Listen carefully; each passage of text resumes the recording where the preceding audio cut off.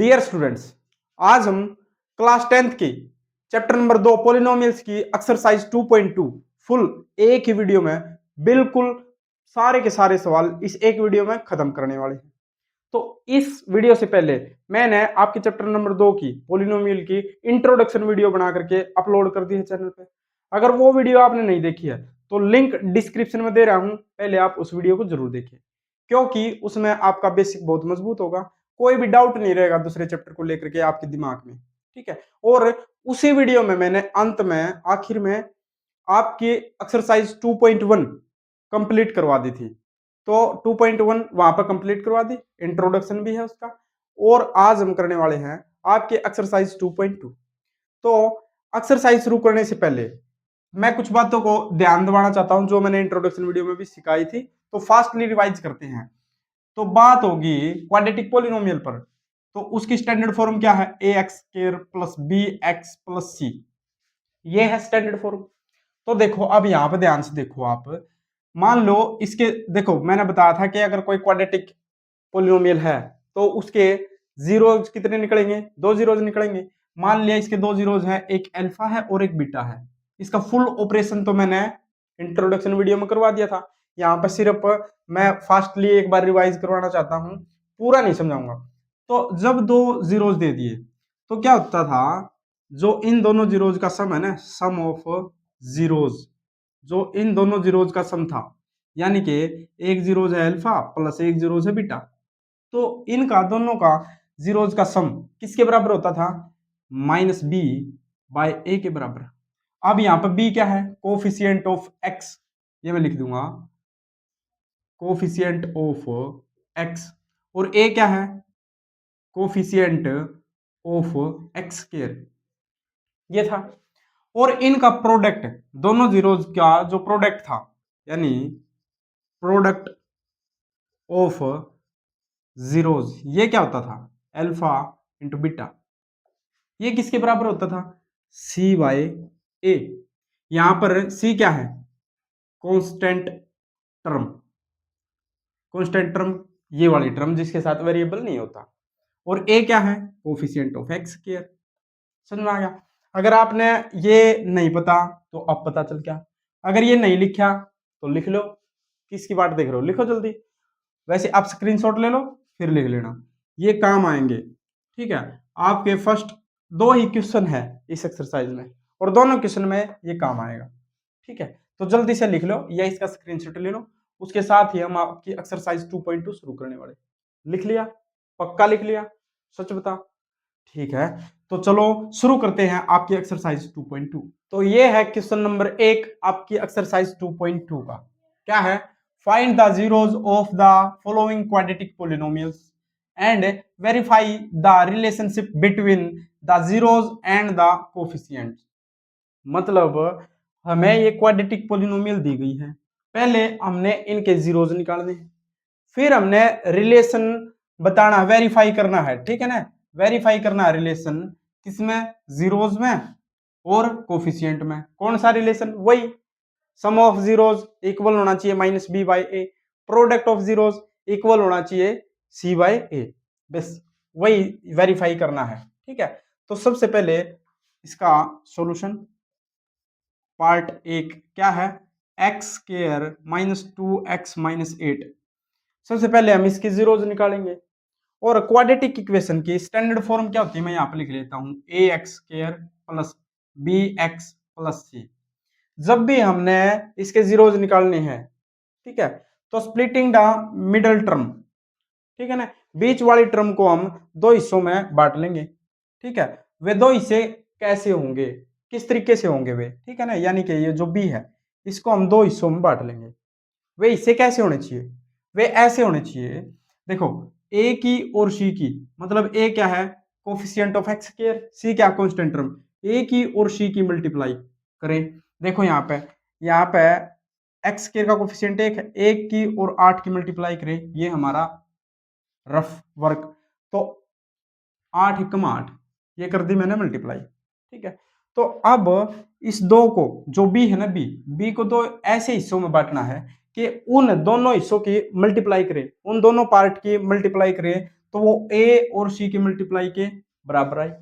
और अगर उनको जोड़े या घटाएं तो वापिस से बी बनना चाहिए।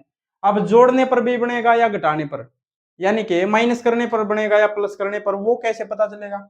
वो भाई साहब अगर सी का साइन देखो, कांस्टेंट टर्म के साइन अगर प्लस है तो दो हिस्सों को प्लस करने पर भी बनना चाहिए। और अगर यहाँ पे साइन होता माइनस का तो दो हिस्से ऐसे होंगे जिनको माइनस करने पर भी बनेगा, और उन दोनों की मल्टीप्लाई करेंगे तो ए और सी की मल्टीप्लाई के इक्वल होगा। तो वे हम पता कैसे करेंगे कि वे दो हिस्से हैं कौन से, वे दो टुकड़े हैं कौन से? तो ए की और सी की हमेशा गुणा करो, मल्टीप्लाई करो, मल्टीप्लाई कर दी। अब क्या करना है आपने, इसके फैक्टर कर लो, प्राइम फैक्टर। 2 से जा रहा है 4 पर, फिर 2 से डिवाइड जा रहा है 2 पर, फिर 2 से 1 पर, ये होगा 2 2 2। अब इन फैक्टर में से ही आपको वे दो नंबर मिलेंगे, ठीक है ना, इन फैक्टर में से ही मिलेंगे। कैसे? देखो, इनमें से ऐसा क्या करें कि मल्टीप्लाई होने पर 8 बन जाए। तो वैसे तो इन तीनों को भी हो रही है, और माइनस है ना, माइनस करने पर बी बन जाए यानी 2 बन जाए। तो देखो 2 2 जा 4, बच गया 2, यानी हम 4 में से 2 को माइनस करें तो मेरे पास 2 आता है, बी बन जा, बिल्कुल बन जाता है। और अगर इन दोनों की मल्टीप्लाई करें तो 4 2 जा 8, इन दोनों की मल्टीप्लाई 8 बन रही है, यानी कि 4 2 जा 8 बिल्कुल बन रही है। तो यानी कि एक 4 हो गया और एक 2 हो गया, ठीक है। तो ये जो 4 माइनस 2 है ना, 4 माइनस 2, इनको हम 2 जहां जहां 2 है वहां रख सकते हैं, यानी 2 की जगह पर रख सकते हैं, बिल्कुल रख सकते हैं। तो इसको हम यहाँ पे लिख लेंगे एक्स स्क्वायर, माइनस का साइन एज इट इज, 2 की जगह पर 4 माइनस 2 लिख लेंगे, क्लियर है। X as it is, minus 8 as it is, और जीरो निकालनी है तो इक्वल टू 0। क्लियर है यहाँ तक? आपने क्या करना है, ए की और सी की मल्टीप्लाई करो, उसके फैक्टर करो, फिर उनके फैक्टर से आप मल्टीप्लाई या कुछ भी करके उनके फैक्टर में से ही आपको बी के जो दो टुकड़े हैं वो मिलेंगे, उनके फैक्टर में से ही मिलेंगे। क्लियर बात? ठीक है। अब यहाँ पे देखो, एक्स स्क्वायर माइनस के अंदर मल्टीप्लाई करूंगा और एक्स ही करूंगा, -4x माइनस माइनस प्लस का 2x -8 इक्वल टू 0। क्लियर है यहाँ तक? अब देखो, अब जो ये जो माइनस का 4 है प्लस का 2 है, अगर इसको सोल्व करें तो -2x ही मिल रहा है ना, कुछ हमने कुछ गड़बड़ तो की नहीं, ठीक है। यानी कि ये लिखने का तरीका मेरा -2 ही तो लिख रखा है मैंने, ये कुछ और तो नहीं लिख रखा। अब जो ये दो हिस्से हैं ना x वाले, जो मिडिल टर्म वाले दो हिस्से हैं, एक को तो ले लो आगे वाले के साथ और दूसरे को ले लो पीछे वाले के साथ, ठीक है। जो अगले वाले के साथ एक हिस्सा आप अगले वाले के साथ, दूसरा हिस्सा आप पिछले वाले के साथ, मैं देसी लैंग्वेज में समझाना चाहता हूं आपको, ठीक है। अब आपने देखना है कि इसमें से हमारा क्या कॉमन आ रहा है, इस पार्ट से हमारा क्या कॉमन आ रहा है। देखो x से ये भी डिवाइड जा रहा है, x से ये भी डिवाइड जा रहा है, सिर्फ x ही कॉमन आ रहा है, तो x से डिवाइड जा रहा है तो हम x को कॉमन ले लेंगे। देखो इसको अगर x से डिवाइड करूंगा तो x स्क्वायर है, x बच जाएगा मेरे पास। अगर इसको x से डिवाइड करूंगा, x से x कैंसिल हो जाएगा, माइनस का 4 बचेगा। क्लियर है? अब इसमें से क्या कॉमन आ रहा है, देखो 2 से ये भी डिवाइड जा रहा है, 2 से ये भी डिवाइड जा रहा है, तो प्लस का 2 कॉमन ले लूंगा मैं। अब 2 से इसको डिवाइड दूंगा तो x बचेगा, और 2 को इसको डिवाइड करूंगा तो -4 बचेगा, इक्वल टू 0। यहां एक बात गौर करने की है, अगर आपके ये जो दोनों ब्रैकेट हैं ये अगर सेम है तो आपका सवाल बिल्कुल सही चल रहा है, अगर ये दोनों ब्रैकेट सेम है तो। और अगर ये दोनों ब्रैकेट अलग अलग है, चाहे वो साइन अलग हो, छोटे से भी कुछ भी नहीं होना चाहिए, मतलब यहाँ पर माइनस है यहाँ पर प्लस है, जब भी गलत होगा, ये दोनों ब्रैकेट सेम होने चाहिए तो आपका सवाल सही है। अगर ये दोनों ब्रैकेट अलग अलग है तो आपका सवाल गलत हो चुका है। तो अब क्या करेंगे, देखो इसमें से भी और इसमें से भी, दोनों में से कॉमन क्या आ रहा है, x -4, दोनों में से कॉमन आ रहा है, तो मैं ले लूंगा x -4 को अगर मैं कॉमन ले लूंगा तो यहां से मेरे पास x बचेगा और प्लस का 2 बच जाएगा यहां से, इक्वल टू 0। या आप इस तरीके से भी कर सकते हो, इसको मैं इधर कर लूं, या आप इस तरीके से भी कर सकते हो कि जो बार कॉमन लिए है ना, ये जो बार कॉमन ले रखे, इनको एक तरफ लिख लो, x +2, प्लस है तो प्लस, माइनस है तो माइनस, कॉमन वालों को एक तरफ लिख लो, इक्वल टू 0, और इन दोनों ब्रैकेट में से एक ब्रैकेट लेकर के एक साइड लिख लो, इक्वल टू 0। अब यहां से x की वैल्यू क्या आ रही है मेरे पास, ये प्लस का इधर आ गया -2, और ये -4 है तो इधर आ गया प्लस का 4, यानी कि जो x की दो वैल्यू है, दो जीरोज है, वो क्या है, -2 और 4, ये है। ठीक है, अब हमने रिलेशन दिखाना है किस किस के बीच में, जीरोज और कोफिशिएंट के बीच में हमने रिलेशन दिखाना है। तो इसको मैं साफ कर लूं एक बार, चलो दिखाते हैं रिलेशन। अब आपने लाइन लिखनी की relationship between the zeros and the coefficient. ठीक है, मैं वैसे ही कर रहा हूं। देखो सबसे पहले हम लिख लेंगे सम ऑफ जीरोज। क्या होता है sum of zeros, alpha plus beta. ये लाइन मैं अब की बारी लिख लूं, आगे किसी भी क्वेश्चन में मैं ये वाली लाइन नहीं लिखूंगा, इसके स्थान पर सीधा अल्फा प्लस बीटा लिखूंगा, आप समझ जाना। ठीक है, अल्फा प्लस बीटा कितना आ रहा है, अल्फा प्लस बीटा यानी दोनों जीरोज का सम, -2 + 4, दोनों को जोड़ देंगे तो माइनस का 2 है, प्लस का 4 है, तो यहां से मेरे पास बच गया 2। क्लियर है। अब हम देखेंगे कि जो -b/a है वो क्या रहा है, -b, यानी b क्या है, कोफिशिएंट ऑफ x। यहां पर कोफिशिएंट ऑफ x क्या है, -2, तो -2 और माइनस का b है, -2 माइनस माइनस प्लस का 2 हो गया ये, बाय a क्या है 1, तो 2/1 = 2। क्या ये इसके इक्वल है, तो हाँ वेरीफाई हो गया, यस। क्या, अल्फा प्लस बीटा इक्वल है -b/a, वेरीफाई हो गया भाई। अब प्रोडक्ट और कर लेंगे, तो लिख लेंगे प्रोडक्ट ऑफ जीरोज, जीरोज का जो प्रोडक्ट है alpha into beta equal to, इनका अगर प्रोडक्ट करेंगे -2 × 4, तो क्या आएगा, देखो 2 4 जा 8, लेकिन माइनस का तो -8 आ गया। क्लियर। अब c/a भी देख लेंगे, c क्या है, कांस्टेंट टर्म क्या है, यहां मेरे पास -8 है, तो -8, a क्या है 1 है, तो 1, -8/1 = -8। क्या ये भी वेरीफाई हो रहा है, बिल्कुल। तो यस, क्या, अल्फा इंटू बीटा इक्वल है c/a। बस आपने क्या करना, हर क्वेश्चन को इस तरीके से सोल्व करना है और वेरीफाई इस तरीके से करना है। ठीक है, ये क्वेश्चन का था पहला पार्ट। क्वेश्चन समझ में आ गया, अगर आ गया तो बताओ भाई, हम इसका दूसरा पार्ट शुरू करते हैं। चलो एक बार देख लो इसको जल्दी से, स्टेप बाय स्टेप, बाकी दूसरे क्वेश्चन में भी मैं समझा दूंगा। तो चलिए हम बढ़ते हैं आपके पार्ट नंबर 2 की तरफ। तो पार्ट नंबर 2 है हमारे पास है, इस क्वेश्चन का पार्ट नंबर 2 क्या है, 4s² - 4s + 1। वही वही काम करना है, a की और c की मल्टीप्लाई करो, 4 1 जा 4, तो 4 के फैक्टर कर लेंगे 2 से 2 पर, 2 से 1, तो यानी कि प्लस का साइन है c का, तो प्लस करने पर 4 बनना चाहिए, और दोनों की मल्टीप्लाई करें तो a और c की मल्टीप्लाई के बराबर बनना चाहिए, यानी कि इनकी दोनों की मल्टीप्लाई क्या है 4। ठीक है, यानी b के दो ऐसे टुकड़े कर रहे हैं जो a और c की मल्टीप्लाई के बराबर हो, और उनको जोड़े, क्योंकि जोड़ का या प्लस का साइन है, उनको प्लस करे तो वापिस से 4 बन जाए। तो ये तो हो गया 2 और 2, 2 + 2 4। तो चलिए इस 4 की जगह पर मैं रखता हूं 4s², माइनस का साइन एज इट इज, 2 + 2, ये मैं सीधा भी रख सकता हूं -2x, लेकिन मैंने आपको समझाना है, मैंने सिर्फ 4 की जगह पर रखा है, मैंने किसी के साथ कोई छेड़खानी नहीं करी, s के साथ नहीं कुछ करा, मैंने 4 की जगह पर लिख रखा है, इसका मतलब भी 4 ही है ना, माइनस के साथ छेड़खानी करी, माइनस एज इट इज।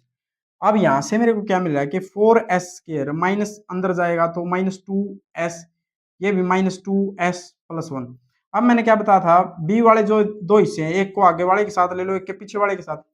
अब इन दोनों में से क्या कॉमन आ रहा है, यानी पहले हिस्से से क्या कॉमन आ रहा है, देखो ये भी 2 से और s से डिवाइड जा रहा है, ये भी 2 से और s से डिवाइड जा रहा है, यानी 2s कॉमन ले लेंगे।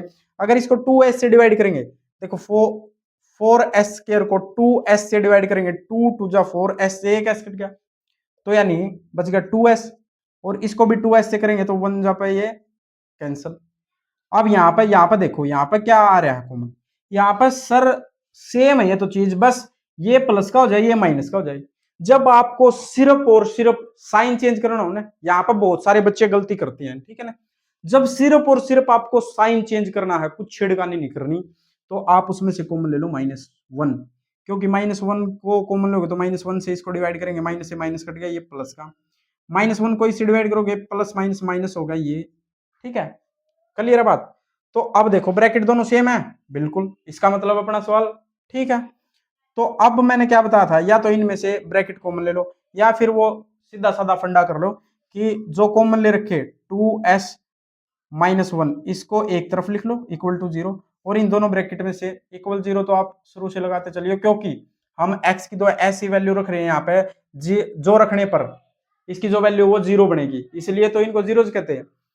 तो अब इन ब्रैकेट्स में से हमने ले लिया एक ब्रैकेट। अब यहां से s की वैल्यू निकालेंगे 2s इक्वल टू ये माइनस इधर आकर प्लस, तो s की वैल्यू यहां से आ गई 1/2, क्योंकि ये मल्टीप्लाई इधर आके डिवाइड, और s की वैल्यू यहां से भी क्या आ जाएगी 1/2, ये दो आ गई। अब वेरीफाई करेंगे हम, लिख लियो यहाँ पे वेरीफाई, देखो वेरीफाई करते हैं हम। देखो सम ऑफ जीरोज मैंने बताया था, आप लिख लियो सम ऑफ जीरोज, मैं लिखूंगा अल्फा प्लस बीटा, ठीक है। तो अल्फा प्लस बीटा क्या हो रहा है 1/2 प्लस 1/2, अगर इनको जोड़ेंगे तो देखो 2 आ गया एलसीएम, 1 + 1 तो इक्वल टू 2/2, यहां से मेरे को मिल रहा है 1, और ये किसके इक्वल होना चाहिए -b/a के। तो देखते हैं -b कोफिशिएंट ऑफ x क्या है -4, -b -4 और माइनस +4 हो जाएगा, बाय a क्या है 4, 4 से 4 को डिवाइड कर देंगे 1 आएगा, क्या ये है। तो yes yes alpha plus beta equal है -b/a के। अब इसी तरीके से alpha into beta equal to, यानी 1/2 इंटू 1/2 1/4, तो देख लेंगे c/a, देखो c क्या है 1 बाय a क्या है 4, तो 1/4, क्या ये इक्वल है, बिल्कुल है। तो yes alpha into beta equal है c/a के, हो गया भाई वेरीफाई, क्लियर है। इस तरीके से आपने क्वेश्चन करने हैं, इस तरीके से आपने वेरीफाई करने हैं, इसमें कोई दिक्कत तो नहीं, इसमें कोई दिक्कत तो नहीं। अगर किसी बच्चे को कोई दिक्कत है तो मेरे को बताओ भी, इसमें क्या दिक्कत हो सकती है, ठीक है। बस आपने प्लस माइनस का ध्यान रखते हुए चलना, बहुत सारे बच्चे गलती करते हैं, बहुत सारे बच्चे प्लस माइनस की गलती कर देते हैं, क्वेश्चन ठीक करते चलेंगे प्लस माइनस की गलती कर देंगे, फिर सर हमारे ये दोनों ब्रैकेट ना सर सेम नहीं आ रहे सर, क्या करा सर, भाई कौन नहीं आवा सेम, प्लस माइनस का ध्यान रखो, क्लियर बात। तो इसी के साथ हम बढ़ते हैं आपके क्वेश्चन के पार्ट नंबर 3 की तरफ। अब पार्ट नंबर 3 है हमारे पास 6, क्या है पार्ट नंबर 3, 6x² -3 -7x। पहले इसको हम सही फॉर्म में लिखेंगे, कैसे, पहले x² वाली टर्म, फिर x वाली टर्म -7x, फिर कांस्टेंट टर्म आएगी, ठीक है। अब ये सही तरीके से लिखेंगे। अब इसका वही ऑपरेशन, a की और c की मल्टीप्लाई देखो, 6 3 जा 18, तो यानी कि इस 7 के हमने 7 को हमने दो हिस्सों में बांटना है, जिनकी मल्टीप्लाई करने पर 18 आई, ए और सी की मल्टीप्लाई के इक्वल, और इनको माइनस करें या प्लस, सभी बच्चे बताओ, बिल्कुल राइट, क्योंकि सी माइनस का है तो उनको माइनस करने पर हमारे पास क्या बने 7 बने। तो 18 के अगर मैं प्राइम फैक्टर करूंगा 2 से डिवाइड हो रहा है 9 पर, फिर 3 से 3 और 3 से 1, तो दिमाग लगाओ इनमें से हम क्या करें, क्या ऐसा करें इन तीनों को कि हमें 7 के दो ऐसे टुकड़े मिल जाए कि उनको मल्टीप्लाई करने पर तो 18 बनेगा ही, और उनको माइनस करने पर हमारे पास 7 आए। तो देखो 3 3 जा 9, बच गया 2, तो 9 में से 2 गया 7, माइनस करने पर बन रहा है, और 9 2 जा 18, ठीक है, 9 2 जा 18। तो अब यहाँ पे 6x² minus as it is 9 - 2 x as it is -3, मैंने कुछ गड़बड़ तो नहीं करी, सिर्फ 7 की जगह ये लिखा है, सिर्फ 7 की जगह ये जब आपको एक क्वेश्चन आ जाए ना तो आप ये स्टेप खत्म कर दो, ये स्टेप आपको नहीं करना, फिर आपको पता है क्या करना, -9x + 2x सीधा चलना है, ठीक है ना। तो 6x², अब -9x माइनस माइनस +2x -9, देखो इसका मतलब क्या -9x + 2x, इसका मतलब भी तो -7x है। अब मैंने क्या बताया था, b के हमने दो हिस्से कर लिए, अब एक हिस्से को आगे वाले के साथ, दूसरे हिस्से को पीछे वाले के साथ, इनमें से क्या कॉमन आ रहा है, ये 3 से भी डिवाइड जा रहा है, ये भी 3 से जा रहा है, x से ये भी जा रहा है, ये भी जा रहा है, तो 3x मैं कॉमन ले लूंगा। अगर इसमें से मैं 3x कॉमन लूंगा तो 3x से इसको डिवाइड दूंगा तो 3 को डिवाइड दूंगा तो 2, और 3x को इससे डिवाइड दूंगा तो x यानी 2x, माइनस 3x को इससे दूंगा, x से x कट गया, 3 3 जा 9। क्लियर है। अब यहां पर ध्यान दो, ये तो सेम है सर, और ये तो हमने साइन भी चेंज नहीं करना, पिछले में तो साइन ही चेंज करना था, इसमें तो साइन भी चेंज नहीं करना। तो क्या करेंगे, जब भी आपका ये बिल्कुल ब्रैकेट के सेम टू सेम हो और आपको साइन भी चेंज नहीं करना, एज इट इज रखना है, तो प्लस का 1 कॉमन ले लो, क्योंकि प्लस का 1 से इसको डिवाइड करेंगे कुछ नहीं फर्क पड़ने वाला, 1 को इससे डिवाइड करेंगे कुछ नहीं फर्क पड़ने वाला। अब वही बात, जो कॉमन लिए थे उनको एक तरफ लिख लो, 3x प्लस 1 इक्वल टू 0, और इन दोनों ब्रैकेट्स में से 2x माइनस 3 इक्वल टू 0 कर लिया। अब यहां से x की वैल्यू क्या आ रही है, 3x इक्वल टू ये -1 हो गया, और x की वैल्यू मेरे पास आ गई -1/3।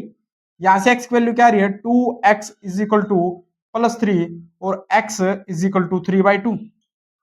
क्लियर है। ये आगे x की वैल्यू एक तो आगे -3/2, सॉरी एक तो आगे -1/3, और एक x की वैल्यू आ गई 3/2।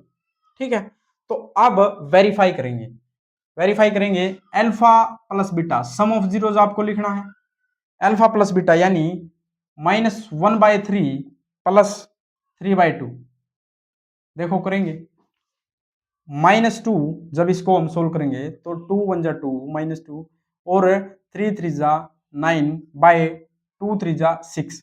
तो यहां से मेरे को क्या मिल रहा है, इसको मिटे दूंगा मैं, -2 प्लस 9 7/6।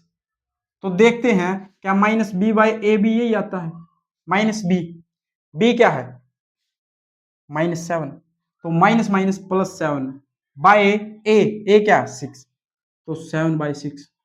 तो ये तो आ गया भाई, yes, alpha plus beta equal होगा -b/a, ये तो हो गया। अब दूसरे वाला अल्फा इंटू बीटा वाला और करते हैं, तो अल्फा इंटू बीटा यानी कि -1/3 इंटू 3/2। तो देखो 3 1 जा 3 -3, और ये आ गया हमारे पास 6। अब इसको अगर मैं कैंसिल कर रहा हूं, 3 1 जा 3 2 जा, यानी -1/2 आ रहा है। तो क्या c/a भी -1/2 होगा, तो c क्या है -3 है, -3, a क्या है 6 है। अगर हम इसको देखें तो ये भी मेरे को क्या मिल रहा है -1/2। तो यस आप लिख देना कि अल्फा इंटू बीटा इक्वल है c/a। हो गया भाई वेरीफाई, क्लियर है। तीसरा क्वेश्चन भी, मतलब इसका तीसरा पार्ट भी होगा। समझ में आ गया होगा आपको, समझ में आ गया क्या, कमेंट में बताओ एक बारी। ठीक है, और वीडियो को शेयर जरूर करा करो भाई आप, ठीक है, क्योंकि आप ही फायदा थोड़ी उठा सको, और बच्चे भी हैं वे भी फायदा उठा लेंगे, ठीक है ना। हाँ, इस भावना में मत रहो कि दूसरे हमसे नंबर ज्यादा लेंगे, तो समझ में आया। तो चलिए अब हम बढ़ते, ये क्वेश्चन समझ में आ गया, तो बढ़ते हैं आपके क्वेश्चन के पार्ट नंबर 4 की तरफ। तो अब पार्ट नंबर 4 हमारे पास क्या है, 4u² प्लस 8u। देखो भाई, जब भी क्वाड्रेटिक पोलिनोमियल में आपको तीनों टर्म न दी गई हो, एक्स स्क्वायर वाली टर्म, एक्स वाली टर्म और कांस्टेंट टर्म, अगर ये तीनों ना दी गई हो, इन तीनों में से एक भी टर्म अगर खा रखी है, ये टर्म खा रखी, तो क्वाड्रेटिक हो ही नहीं सकती। अगर मान लो इसके अलावा कोई और टर्म खा रखी है, दो टर्म दे रखी है, तो वो सिंपल होगा, उसका कोई भी हिसाब किताब इस तरीके से नहीं करना कि बी के कुछ दो हिस्से, कुछ नहीं करना, वो सिंपल सीधा होगा। देखो इन दोनों में से क्या कॉमन आ रहा है, 4 भी कॉमन आ रहा है, 4 से दोनों डिवाइड जा रहे हैं, u भी कॉमन आ रहा है सर, ठीक है ले लिया। तो 4u को अगर इससे को मैं डिवाइड करूंगा 4u से, 4 से 4 कट गया, u से एक u कट जाएगा, तो u प्लस 4u से इसको डिवाइड करूंगा, u से u कट गया, 4 से 2 पर ये 8 गया, इक्वल टू 0। ठीक है, ये ध्यान रखना, अगर मुझे पिछले क्वेश्चन में भी ध्यान ना रहे हो तो ध्यान रखने ला, इक्वल टू 0 रखते हुए चलना है, ठीक है। अब देखो, अब अगर एक बार मैं इसको 0 के इक्वल रख दूंगा, क्यों, क्योंकि ये मल्टीप्लाई ये इधर जाएगा डिवाइड, तो ये सारा 0 हो जाएगा, यानी 4u इक्वल टू 0 बच जाएगा। एक बार अगर इसको इधर ले जाऊंगा तो ये सारा 0 हो जाएगा, यानी u प्लस 2 इक्वल टू 0 बच जाएगा। यहां से u की वैल्यू क्या रही है, 4 यहां मल्टीप्लाई इधर आगे डिवाइड, 0 को अगर 4 से डिवाइड करेंगे 0, यहां से u की वैल्यू क्या आएगी -2, तो ये आ गई वैल्यू। ठीक है, अब इसको वेरीफाई करते हैं, तो वेरीफाई कैसे करते हैं, sum of zeros alpha plus beta, यानी कि 2 प्लस, अच्छा प्लस माइनस 2, तो plus minus minus 2 equal to आ गया -2 भाई। तो क्या माइनस बी बाय ए भी यही आएगा। बी क्या है, बी है भाई हमारा 8, तो -8, क्योंकि देखो जब माइनस हो तो माइनस माइनस प्लस, ये तो प्लस का, तो -8 बाय ए क्या है 4, 4 टू जा 8 -2, बिल्कुल, तो लिख दो भाई यस, क्या अल्फा प्लस बीटा इक्वल है -b बाय ए के। चलो प्रोडक्ट और चेक कर लेते, product of zeros alpha into beta equal to 0 into -2 equal to 0। एक ऐसी शक्ति है ब्रह्मांड की किसी संख्या से अगर उसको मल्टीप्लाई करेंगे तो वो अपने में ही समा जाएगी 0। क्लियर है, तो अब c बाय ए चेक कर लेते हैं। c, यहाँ पर c 0 है, c वाली टर्म है नहीं तो 0 है, तो 0 बाय ए 4 है, तो ये सारा 0 हो गया। Yes, alpha into beta equal है c बाय ए। क्लियर है, क्वेश्चन समझ में आ गया होगा, आसान क्वेश्चन था। ठीक है, अगला भी आसान है, अगला भी आसान है, ठीक है ना। तो चलिए अगर ये क्वेश्चन आपको समझ में आ गया तो हम बढ़ते हैं क्वेश्चन नंबर, मतलब क्वेश्चन नंबर तो एक ही है आपके, पार्ट नंबर 5 की तरफ। अब देखिए इस क्वेश्चन के पार्ट नंबर 5 को देखते हैं।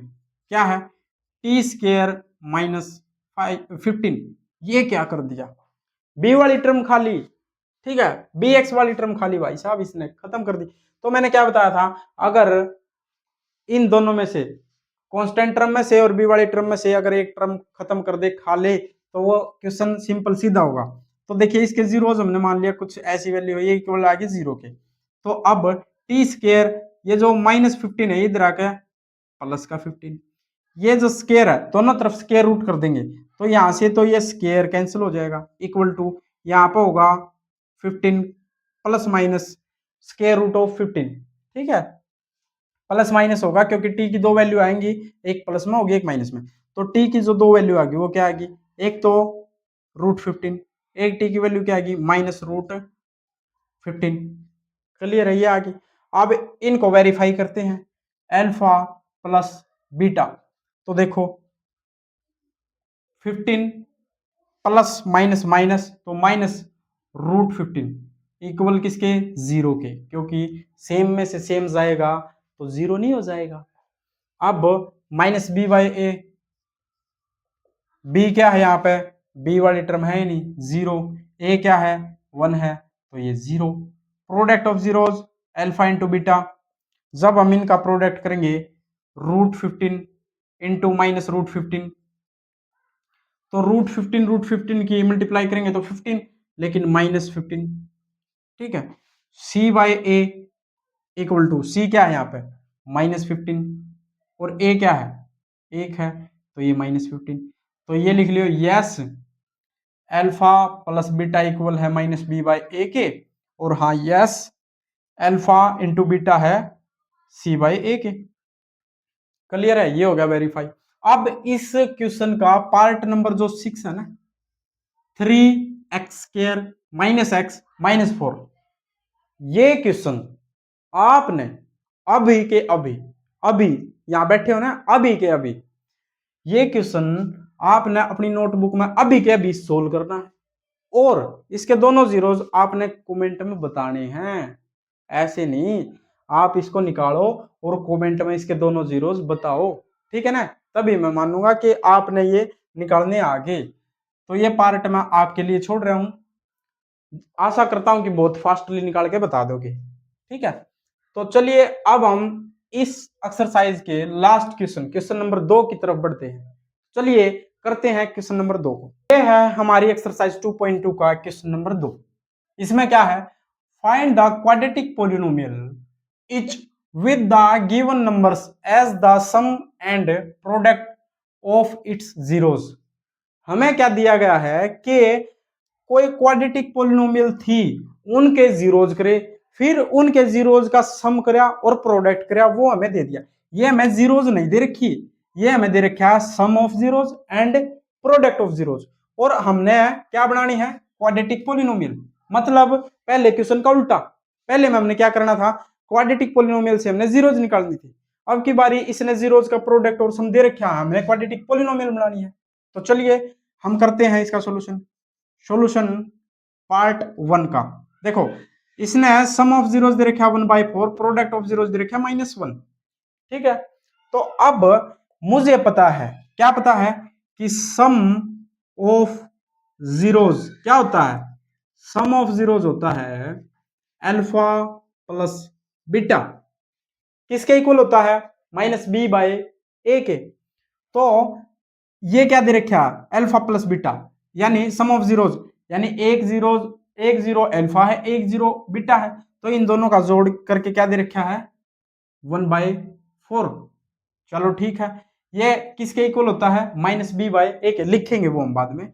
और इसने प्रोडक्ट ऑफ जीरोज क्या दे रखा है, प्रोडक्ट ऑफ जीरोज यानी कि अल्फा इंटू बीटा क्या दे रखा है, -1। और इसके किसी के भी बाय में हम 1 लिख सकते हैं, बिल्कुल -1/1। तो मेरे को एक बात बताओ आप, क्या देखो ये क्या होता है, ये होता है -b/a और ये होता है c/a। तो यहां पर तो a हमारा 1 दे रखा, यहां पर a हमारा 4 दे रखा। स्टैंडर्ड फॉर्म क्या होती है इक्वेशन की, मैं मतलब क्वाड्रेटिक पोलिनोमियल की, मैं यहां पे लिख देता हूं ax² plus bx plus c। तो क्या यहाँ a की दो अलग अलग वैल्यू लिखी जाएंगी, बिल्कुल नहीं, a की तो सेम वैल्यू होगी ना भाई, दोनों जगह सेम होगी। तो ये अलग अलग दे रखी है, हमने बस इसको सेम बनाना है। देखो यहाँ पे a की वैल्यू 4 है, तो यहाँ पे a की वैल्यू 4 बनाने के लिए हम 4 से मल्टीप्लाई 4 से डिवाइड कर देंगे, कोई दिक्कत नहीं। तो यहां से मेरे को क्या मिलेगा, -4 इसको मैं थोड़ा इधर लिख लेता हूं, -4/4 ये होगा c/a। आपने इस तरीके से करना है। तो अब हमारा a सेम बन गया, आपने a को सेम बनाना बस, ठीक है, ये दे रखे ना, इनमें आपने a को सेम बनाना है, काम आपका खत्म। अब यहां से मेरे को पता चल रहा है कि a की वैल्यू 4 है, दोनों तरफ 4 है ना, तो अब सही है। तो a की वैल्यू 4 है, b की वैल्यू क्या है, b की वैल्यू सर 1 है। लेकिन देखो -b इक्वल है 1 के, -b अगर 1 के इक्वल है तो हमने तो b की वैल्यू बतानी है, तो ये होगा -1 के। तो b की वैल्यू अगर प्लस दे रखी है तो माइनस कर लो, माइनस दे रखी है तो प्लस कर लो, तो ये होगी -1। c की वैल्यू क्या है मेरे पास, c की वैल्यू आएगी -4। बस इसको अब इस क्वाड्रेटिक पोलिनोमियल में रख दो a की जगह, तो लिख लियो रिक्वायर्ड पोलिनोमियल। क्या है रिक्वायर्ड पोलिनोमियल, a की जगह a की वैल्यू रख दो 4x², b की जगह b की वैल्यू रख दो, -1 रखने की जरूरत नहीं, -x, और c की जगह c की वैल्यू -4। ये है हमारी रिक्वायर्ड पोलिनोमियल, ठीक है, जो हमें इनके sum of zeros and product of zeros से मिली है। क्लियर है, इस तरीके से आपने सारे क्वेश्चन करने, बिल्कुल अलग तरीके से करवा रहा हूं, बिल्कुल बेसिक तरीके से। मैं वो यूज ही नहीं करवा रहा कि x² माइनस में है alpha plus beta into x plus alpha into beta, नहीं भाई, सीधे सिंपल तरीके से कर लेंगे हम इसको, ठीक है। क्लियर है, समझ में आ गया होगा। तो चलिए हम बढ़ते हैं आपके पार्ट नंबर 2 की तरफ। अब पार्ट नंबर 2 हमारे पास क्या है, पार्ट नंबर 2 कि √2 दे रखा है sum of zeros and product of zeros दे रखा है 1/3। तो अब हमें पता है कि sum of zeros, sum of zeros क्या होता है, अल्फा प्लस बीटा इक्वल क्या दे रखा है, √2। तो भाई 1 तो सबके बारे में लिख सकते हैं, सबके बेटा में 1 तो लिख सकते हैं, बिल्कुल, चलो ठीक है। Product of zeros, product of zeros क्या दे रखा है, अल्फा इंटू बीटा, ये क्या है 1/3, लो 1/3। अब ये इक्वल होता है -b/a के, और ये इक्वल होता है c/a के। a यहां पर 1 है, यहां पर 3 है, तो यहां पर भी 3 बनाना पड़ेगा a, ठीक है ना, a की दो डिफरेंट वैल्यू तो हम यहां पर रख नहीं सकते, a सेम करना। इन क्वेश्चन में आपने जो ये दे रखे है ये इस तरीके से लिखने हैं, इनमें a को सेम कर लो, आपका क्वेश्चन खत्म। a को सेम करो, देखो अगर इसमें भी मैं नीचे 3 लेना चाहूं एक जगह पे, तो भाई साहब 3 को नीचे मल्टीप्लाई किया तो ऊपर भी करना पड़ेगा। तो यहां से मेरे को मिल गया 3√2, और यहां से मेरे को मिल गया 3 × 1 = 3। बस खत्म काम। अब ए दोनों तरफ सेम है ना, तो चल गया काम। ए की वैल्यू क्या आई 3, बी की वैल्यू क्या आई +3√2 है, तो माइनस बी की वैल्यू है ये, तो प्लस बी की वैल्यू क्या होगी -3√2। सी की वैल्यू क्या आ गई 1। क्लियर है बात। अब इसमें रख दो रिक्वायर्ड पोलिनोमियल, लिखते रहना आप रिक्वायर्ड पोलिनोमियल। ए एक्स स्क्वायर यानी 3x square, B x, B क्या है -3√2x प्लस सी यानी +1। ये है भाई आपकी रिक्वायर्ड पोलिनोमियल। क्लियर है, समझ में आ गया होगा। तो समझ में आ गया ना, आसान है ना, सच्ची बताना आसान है ना, बिल्कुल यार आसान है। तो इसी तरीके से हम बढ़ते हैं आपके पार्ट नंबर 3 की तरफ। अब पार्ट नंबर 3 है हमारे पास, क्या है पार्ट नंबर 3, देखो सम ऑफ जीरोज है 0, प्रोडक्ट ऑफ जीरोज है √5। तो क्या करना, वही सम ऑफ जीरोज आप लिख लेना, मैं सिंपल लिख लेता हूं, sum of zeros alpha plus beta, क्या दे रखा है 0, 0 बाय 1 लिख सकता हूं, बिल्कुल लिख सकता हूं। तो ये -b/a के इक्वल होता है product of zeros alpha into beta, क्या दे रखा है √5, 1 लिख सकता हूं नीचे, बिल्कुल लिख सकते हो, c/a। तो a दोनों तरफ दोनों में सेम है, सेम है तो हमने कुछ करने की जरूरत नहीं। जब दोनों में पहले से ही a सेम दे रखा तो क्यों करें हम कुछ भी, ठीक है। तो a की वैल्यू 1 है, b की वैल्यू 0 है और c की वैल्यू √5 है। तो मेरे भाई इसमें रख दो रिक्वायर्ड पोलिनोमियल क्या होगी, एक को रखेंगे a की जगह पे x स्क्वायर होगा, b को रखेंगे अगर 0 रखेंगे b की जगह पे तो ये तो टर्म ही खत्म होगी, तो ये तो खत्म। अब c की जगह पे ये +√5। प्लस माइनस का आपने ध्यान रखना, इस कंडीशन में प्लस माइनस का ध्यान रखना, यहाँ पर कुछ और होता, मान लो -2 होता तो भाई -b इक्वल -2 के, तो +b होगा +2 के इक्वल। अगर यहाँ पे 2 होता तो -b है 2 के इक्वल, तो b क्या होगा -2 के इक्वल। इसमें बहुत सारे बच्चे कंफ्यूज होते हैं, बहुत सारे बच्चे आते हुए सवालों को भी गलत करके आते हैं, समझ गए ना, सीरियस ले लेना इस बात को कि माइनस प्लस की गलती मत करना। ये था आपके क्वेश्चन का, आप ऐसे लिख लेना sum of zeros product of zeros, ठीक है। ये था पार्ट नंबर 3। पार्ट नंबर 4 में आपने क्या करना है, ये 1/1 sum of zeros product of zeros, पहले से ही ए सेम है तो ए ये होगा, b -1 होगा, c 1 होगा। इसमें देखो, इसमें देखो, इसमें क्या होगा, सम ऑफ जीरोज ये दे दिया, प्रोडक्ट ऑफ जीरोज ये दे दिया, तो दोनों में a सेम है, a तो 4 होगा, b क्या होगा, b यहाँ पे -b इक्वल है -1 के, तो b क्या होगा +1 है, c क्या होगा 1 होगा। यहाँ पे देख लो, यहाँ पे दोनों के बाय में 1 लिख सकते हैं, तो a दोनों में सेम हो गया, b -4 आ जाएगा और c 1 आ जाएगा। तो ये जो 3 पार्ट रह गए ना, ये आपने स्वयं करने, खुद करने, इसी तरीके से करने हैं, प्रॉपर लिख के करने हैं, ठीक है ना। हाँ, और जो भी इनकी पोलिनोमियल बनेगी, जो रिक्वायर्ड पोलिनोमियल है, वो जब बन जाएगी तो वो आपको कमेंट करनी है। क्लियर है। और इसी के साथ आपकी खत्म होती है एक्सरसाइज 2.2 और इसी के साथ आपका चैप्टर नंबर 2 भी खत्म होता है। तो कैसी लगी वीडियो, वीडियो को लाइक जरूर करें, सभी 10th क्लास वाले बच्चों को शेयर जरूर करें जितने भी आपकी जान पहचान में है, ठीक है। और अपना चैनल मैथ स्पेशल सेंटर को सब्सक्राइब जरूर करें। फिर मिलते हैं ऐसी ही वीडियो लेकर के आपके अगले चैप्टर में।